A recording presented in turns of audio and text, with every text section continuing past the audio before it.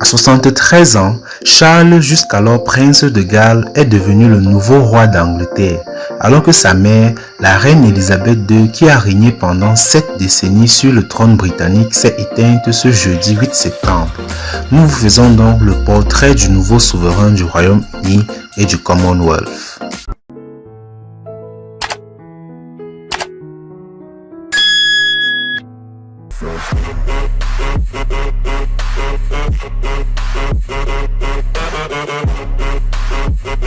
Le désormais roi Charles détient le record historique de longévité du titre d'héritier du Royaume-Uni. Après avoir attendu 70 ans, 7 mois et 2 jours, Charles de Galles est devenu roi, alors que sa mère Élisabeth II s'est éteinte après avoir régné 7 décennies sur le Royaume-Uni et le Commonwealth. Prince de Galles depuis 1956, le nouveau roi d'Angleterre, né Charles Philippe Arthur George Windsor, a vu le jour le 14 novembre 1948 dans le palais de Buckingham à Londres. Il est devenu héritier direct au trône britannique à 3 ans et demi, le jour où son grand-père George VI est décédé et où sa mère est devenue reine, le 6 février 1952. Aîné d'une fratrie de 4 enfants, Charles, jeune garçon timide et sensible, reçoit le titre de prince de Galles en 1958 alors qu'il a 9 ans. Durant son adolescence, il est envoyé à Gordonstoun, un internat pour garçons situé en Écosse, où son père, le prince Philippe, avait étudié dans les années 1930.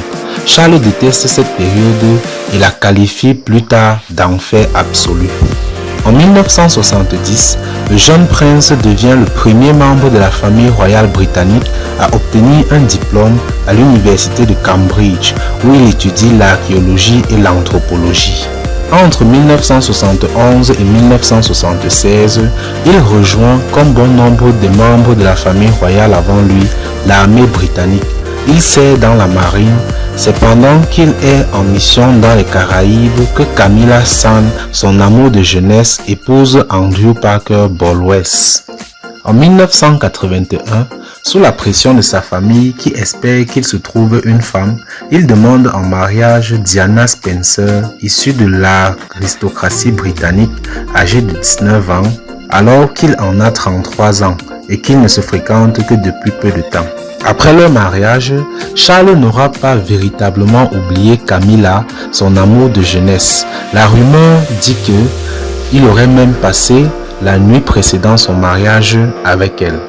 Charles et Diana ont 2 enfants. William, né en 1982 et désormais 2e dans l'ordre de succession au trône britannique, et Harry, né en 1984 et actuel 5e dans l'ordre de succession. En 2013, Charles devient grand-père pour la première fois. Son fils William et sa femme Catherine ont leur premier enfant, le prince George, qui vient de prendre la 2e place dans l'ordre de succession au trône britannique.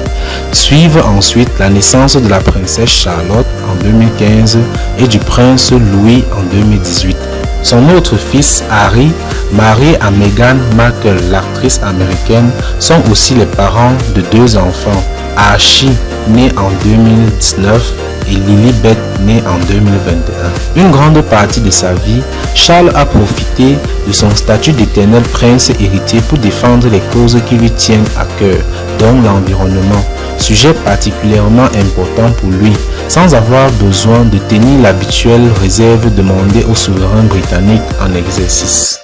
Charles devra aussi faire face à un nouveau défi, cette fois familial.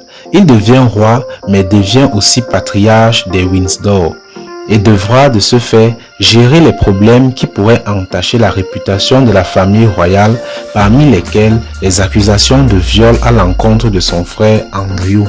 Le nouveau roi aura aussi à gérer la nouvelle vie de son fils et de sa belle-fille Harry et Meghan, qui ont quitté l'institution pour aller vivre aux États-Unis et échapper à la pression médiatique, craignant que l'histoire de Lady Di ne se répète sur Meghan Markle.